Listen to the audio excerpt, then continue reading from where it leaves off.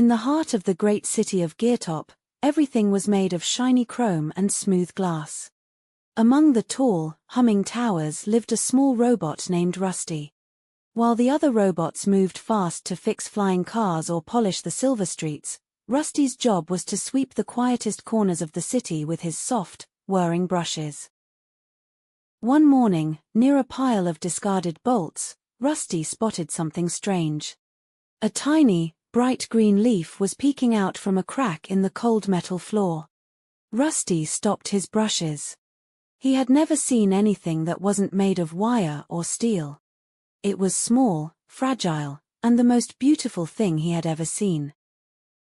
Suddenly, a cheerful whistle echoed through the alley. A small robotic bird named Pip landed on Rusty's shoulder. Pip had bright blue wings that shimmered like a summer pond.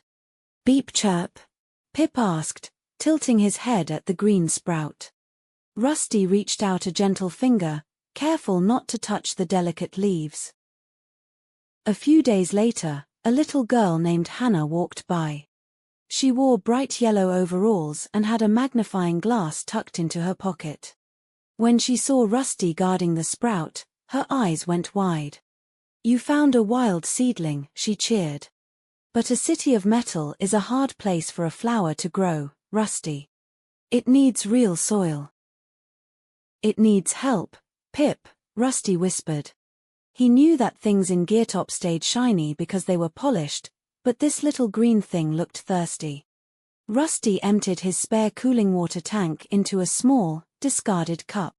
He very slowly poured a few drops onto the dark dust at the sprout's base.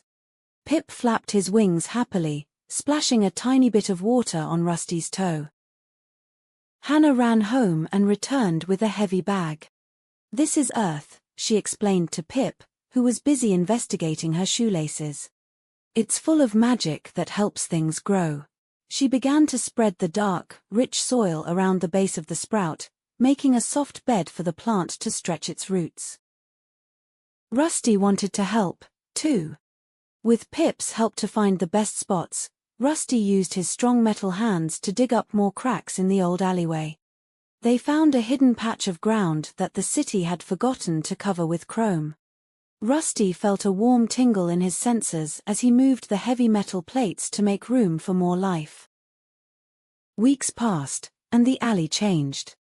The single sprout grew into a tall sunflower, and Hannah brought seeds for daisies, ferns, and soft moss.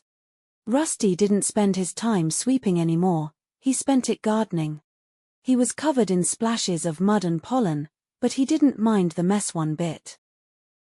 The garden became a secret paradise in the middle of the loud, busy city.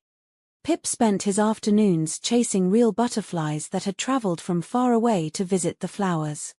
Hannah sat on a smooth stone, showing Pip how to be very still so a butterfly would land on his metallic beak. Now, when people look down from the high glass towers of Geartop, they don't just see grey and silver. They see a splash of green and gold. Rusty is no longer just a sweeper, he is the city's first gardener.